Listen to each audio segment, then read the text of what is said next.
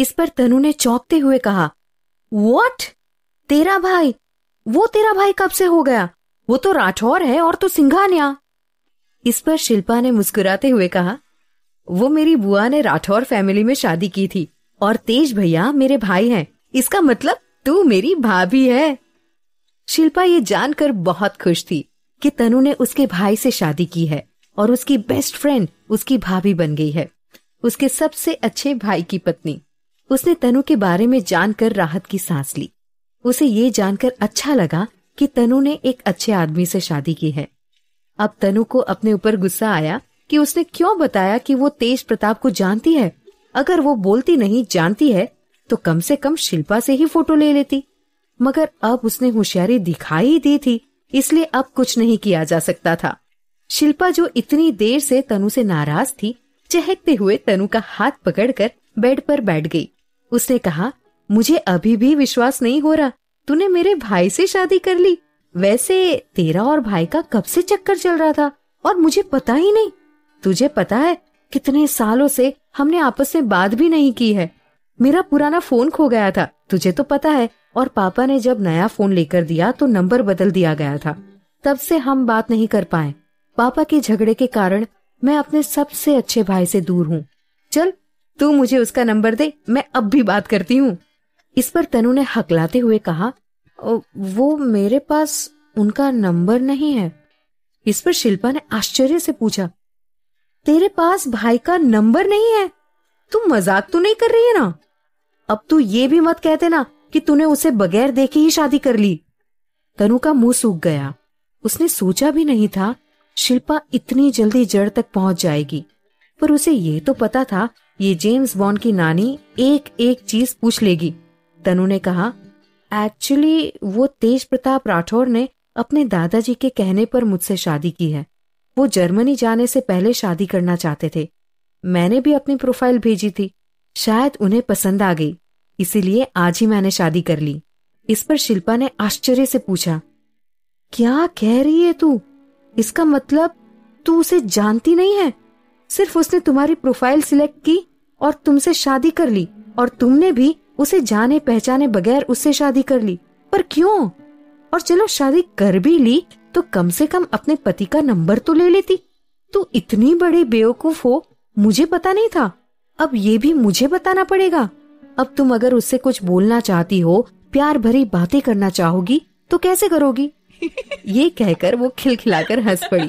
इस पर तनु ने कहा, तुम तो मेरी मजबूरी जानती हो कि शादी के बदले तेज प्रताप मेरे घर वालों की मदद करने वाले हैं, और अपनी फैमिली के लिए ही मैंने शादी को हाँ कर दिया। तनु ने जानबूझकर अपने कॉन्ट्रैक्ट वाली बात शिल्पा को नहीं बताई। शिल्पा ने तनु से कहा, चल पहले हाथ मुंह धोकर रेडी हो जा, फिर कुछ खा लेते हैं, उसके बाद मैं तुझे पुरानी एल्बम दिखाऊंगी। उसमें मेरे और भाई की फोटो है। ये सुनकर तनु मन ही मन बहुत खुश हुई कि चलो तेज प्रताप की फोटो देखने मिलेगी। तनु ने शिल्पा से कहा, प्लीज मेरी शादी के बारे में अभी किसी को मत बताना। वो अभी मैं बताने के लिए तैयार नहीं हूँ। मैं सबसे पहले मम्मी पापा को इस शादी के बारे में बताना चाहती हूँ, उसके बाद ही सबको बताऊंगी। शिल्पा ने कहा, ठीक है, नहीं बताऊंगी। शिल्पा ने कहा, मैं तेरे लिए कपड़े निकाल देती हूँ, तुम हाथ मुंह धोकर कपड़े चेंज कर लो। शिल्पा अलमारी से कपड़े निकालने लगती है। कपड़े निकालते निकालते वो तनु से कहती है, अब तू इंडियन ड्रेस पहनना चालू कर दे, क्योंकि मेरे भाई को सीधी सादी लड़कियां पसंद है, तेरे जैसी तो बिल्कुल नहीं। फिर वो हंसने लगती है। तनु को शादी के समय की याद आती है, जब वो येलो कुर्ती और ब्लैक जीन्स में थी और ऐसे ही उसकी शादी हो गई थी। उसे इस बात को याद करके उसे बहुत बुरा लग रहा था। उसका मुंह उतर गया था।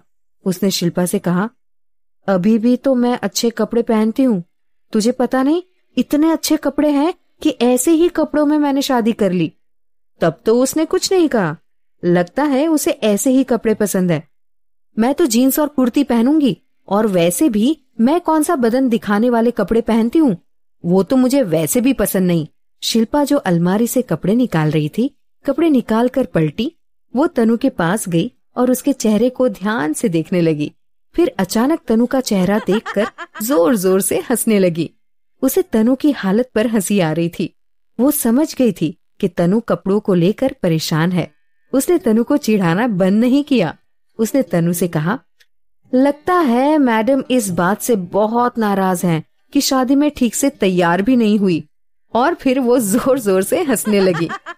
शिल्पा ने फिर हंसते हुए कहा, और कर चुपचाप शादी, मुझे बताती तो शायद बढ़िया सा तैयार करके तेरी शादी कराती। वैसे मेरे भाई का बैड लक है जो उसने ये येलो कुर्ती और ब्लैक जीन्स वाली लड़की से शादी कर ली। उसे तो ठीक से तैयार होना भी नहीं आता। वैसे मेरा भाई बहुत हैंडसम है, वो तो पक्का तैयार होकर आया होगा। उसे पता था तनु ने अपनी शादी को लेकर बहुत से सपने देख रखे थे। वो जब किसी की शादी होते हुए देखती थी तो हमेशा शिल्पा से कहती थी, मैं जब शादी करूंगी तो बहुत अच्छे से तैयार होंगी, ऐसा लहंगा पहनूंगी, ऐसी ज्वेलरी पहनूंगी। वो हमेशा इसको लेकर बात करती थी।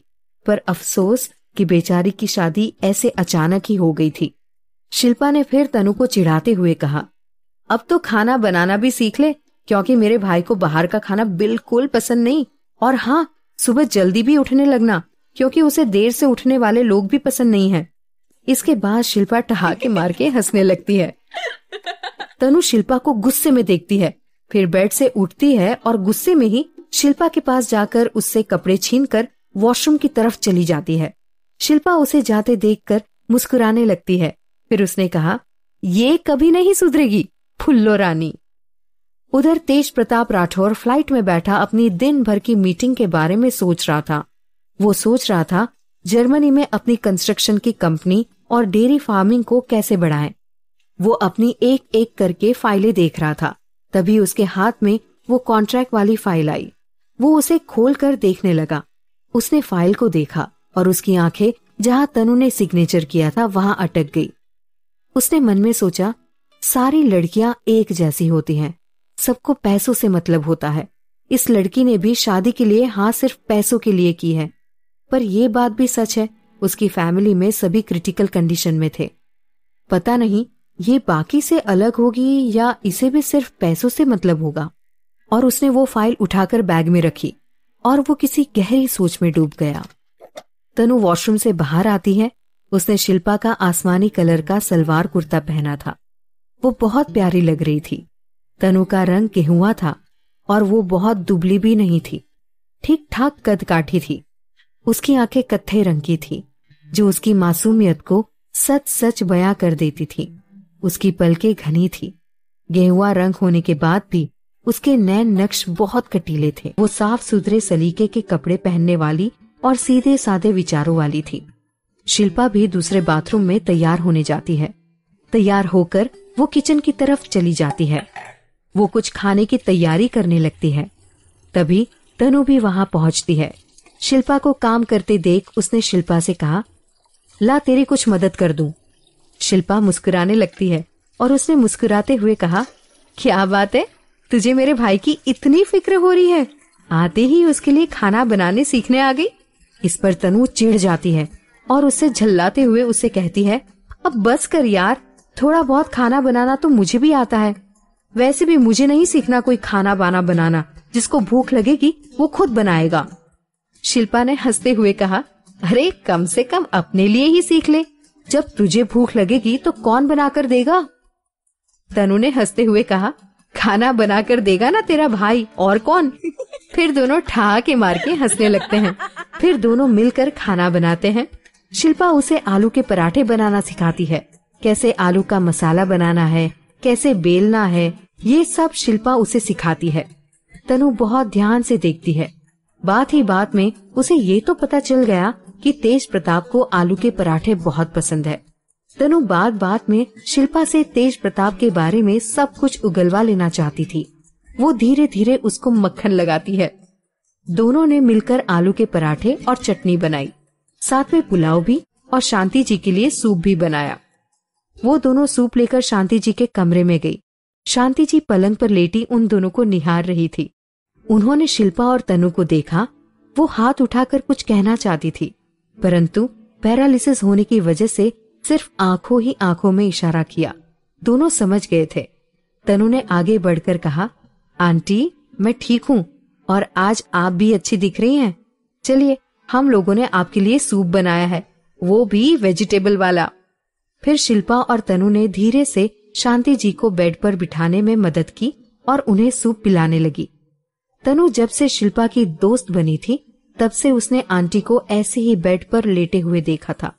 उसके मन में हमेशा आता था कि वो पूछे कि आंटी ऐसे बेड पर क्यों हैं, पर इससे शिल्पा का दिल दुखेगा, ये सोचकर उसने कभी नहीं पूछा।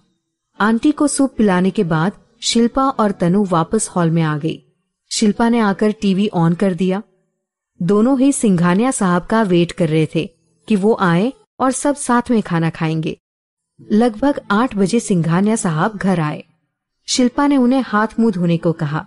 फिर तीनों ने मिलकर डिनर किया। डिनर के बाद तनु और शिल्पा टहलने के लिए छत पर आ गए।